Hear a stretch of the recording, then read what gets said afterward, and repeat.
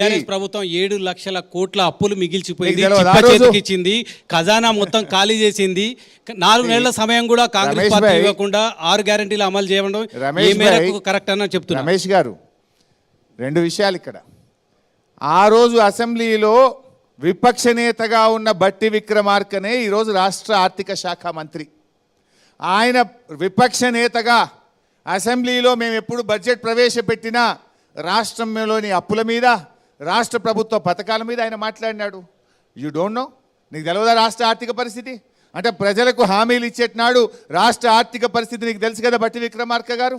అంటే ప్రజల్ని నమ్మించి ఓట్లేసుకొని ఓడదాటదాకా ఓడమల్లప్ప, ఓడదాటినాక బోడమల్లప్ప, ఏమన్నా కానీ వెనకటికి కూడా 100 అబద్ధాలు ఆడి పెళ్లి చేయమన్నాడట. 100 అబద్ధాలు ఆడి అధికారంలోకి రావాలనుకున్నదా కాంగ్రెస్ పార్టీ? ఒక నిమిషం, let me finish Ramesh answer. Ramesh గారు, మేము చెయ్యని 2-3 మాత్రం మీరు చెప్పారు, కానీ మా మేనిఫెస్టో